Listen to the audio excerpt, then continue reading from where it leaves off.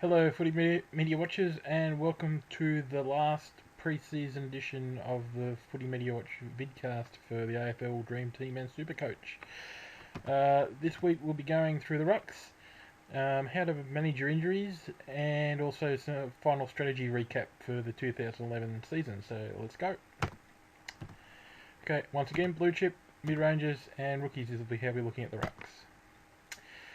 So for the Rucks, for the blue chippers, I recommend you either go with none or with one, depending on your finances and your strategies. I don't think that the blue chip ruckmen have as much value as they did in previous years, and as I go through, I'll explain why I think that. Aaron Sandilands is usually a lock for everyone's team, but without him playing in the pre-season and with the injury run he had at the end of last year, just got a sense that Aaron Sandilands might be set for a slow start to the season with a look to having him up and going for the finals. So just be wary of that. I think he might have a bit of a slow start to the year, in which case his price will drop. But if you've got him as one of your blue chippers, then that doesn't matter. You hang on to him for the entire year anyway. Patrick Ryder's been looking good in the NAB Cup, got some good numbers in both competitions last year, so possibly slightly overpriced in Dream Team, but an excellent player and definitely emerging as a top ruckman in the league. Dean Cox had a good pre-season, injury-riddled couple of years, could be back to his best. Not 100% sold that he is back to his best, but he is tempting me into my team at the moment. So, yeah, definitely worth the risk with Dean Cox. Looks like he's coming good again. David Hill had a bit of a slow pre-season, but got a game in the grand final. Can get some big scores, but it is also very up and down in his points. I had him last year, and he isn't the most consistent player, but can get big scores on his night because he is a running ruckman. Hamish McIntosh had a horror pre-season, injuries all over the place. Ignore him until the mid-season, maybe as an upgrade when you're selling your cash cows or something. Shane Mumford had an excellent first year, could suffer second year blues, so I'm steering clear of Shane Mumford until I see him perform a couple of years in a row, but can get good scores, so keep an eye on him, but I'm giving him this for Shane Mumford in 2011. And Darren Jolly has come back, played some good footy in the pre-season, not excellent. Had a brilliant end of last year where he was back to his Sydney form for the second half of last year. So hopefully he'll carry on the form at the start of this year for all the Dream Teamers to have him in their team. Mid-range rucks, Kepra Bradley. Probably a shock to everyone, but he does score well, and he does get a game in the Fremantle side, and he is also a dual position player. I think the other ruck dual position player is Jackson Tringove, so you'd have to have both of those in your team to make it worthwhile, but could be worth that strategy move to have them both in your team, one in defence and one in the ruck. Matthew Leuenberger, probably the best young ruckman in the AFL, I think, had injury-riddled seasons before this one.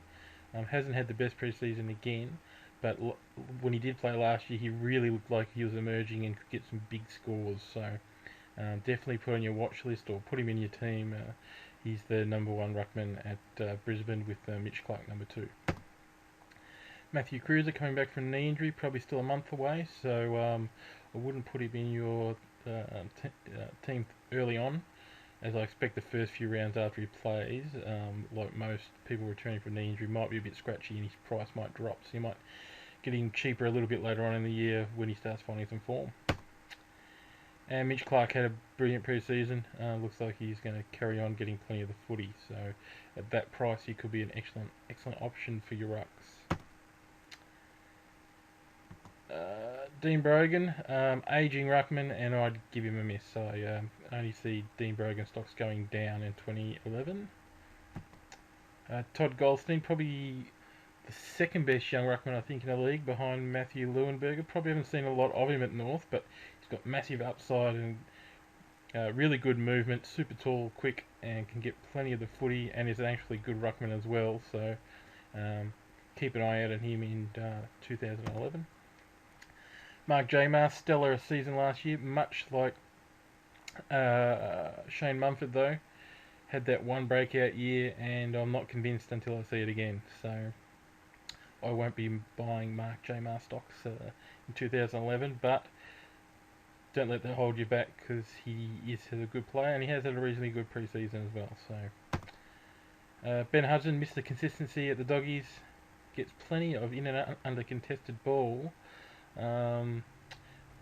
which is why his Supercoach price is probably a little bit higher than his Dream Team coach. Not much, but I definitely prefer him in Supercoach to Dream Team.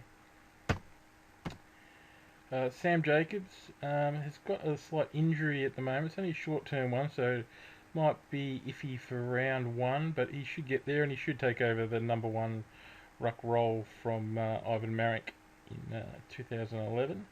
So I think his price will definitely go up through the year. Angus Graham had a horror pre-season, not due to injury, just form. Seen him in a couple of practice games. Is not getting near the footy and is chopping it up when he does get it. I don't know whether he'll hold on to his number one ruck spot at the Tigers this year, and I think the Tigers ruck spot may be a bit of a revolving door in 2011, so just be wary of that.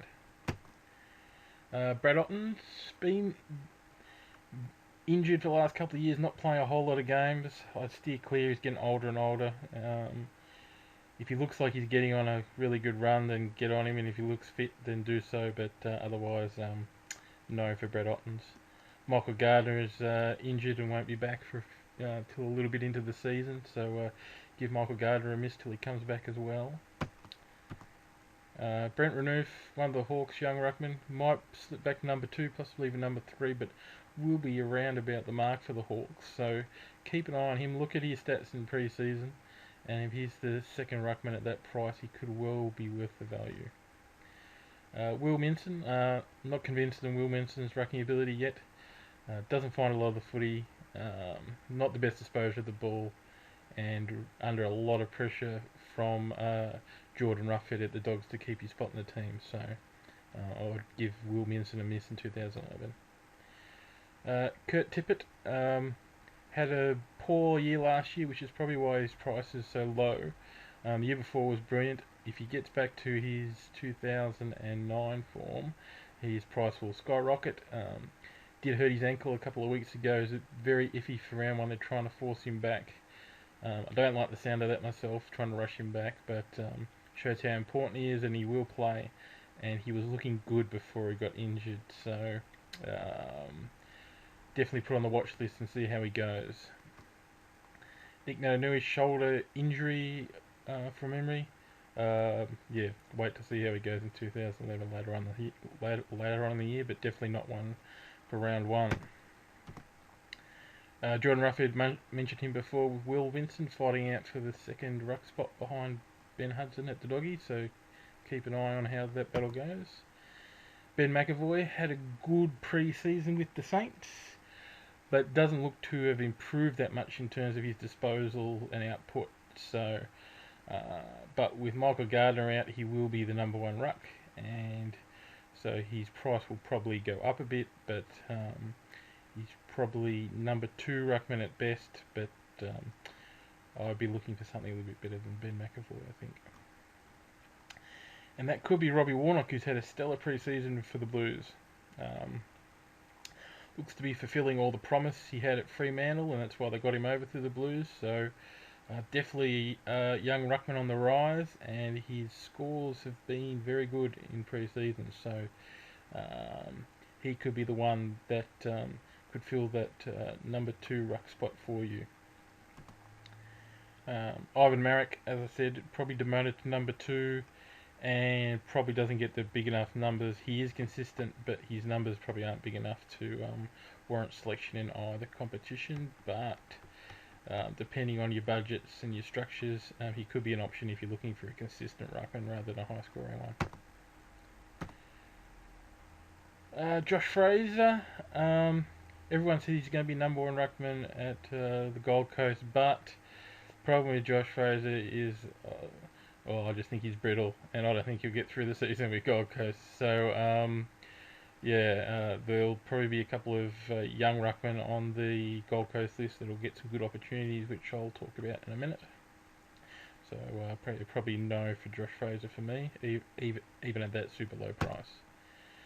Jackson Trengove had him in my team last year and really emerged towards the end of the year and started getting some really good scores. And at that price, I expect him to keep on improving. So keep an eye out on him early on, and he would not be the worst selection in the world for your second ruckman, or possibly, depending on your budget, even your third ruckman. So keep an eye out on him.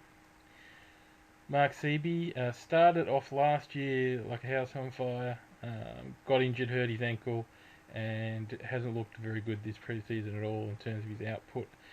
Behind Shane Mumford now, so he'll get limited time in the ruck. So I'd steer clear of Mark Seaby in Supercoach and Dream Team. Sean Hampson, again, probably another ruckman that's going to get stars of opportunities. Robbie Warnock will start off as number one ruckman, I think. I think Sean Hampson will play in the first few rounds, but as soon as Cruiser comes back, I would imagine Sean Hampson would not get a look in behind those two, except for injury. So unless there's a long-term injury at the Blues, I would not pick Sean Hampson, despite his undoubted ability. Drew Petrie, coming back from a couple of serious foot injuries last year, excellent price, big scores in the pre-season, but he's suspended for round 1, comes back in round 2, and then North Melbourne have the bye in round 3, so I would go with another option, keep him on your watch list until round 4 or 5. As soon as he plays 3 games, his price will start going up, so you've got an extra couple of rounds with the bye and the suspension to keep an eye on Drew Petrie's form. And so another ruckman you may have on the cheap, price might go up and allow you to make some money and get Drew Petrie in at around 4 or 5. David Hale, gone to the Hawks, ruck forward, should get a game as their number 1 or number 2 ruck, I'd say. So he's a good bet at that price, and that price makes him a really good value buy actually. So keep him very much in mind in your ruck strategies for 2011 in both competitions. And Tyrone Vickery, watched him in a few practice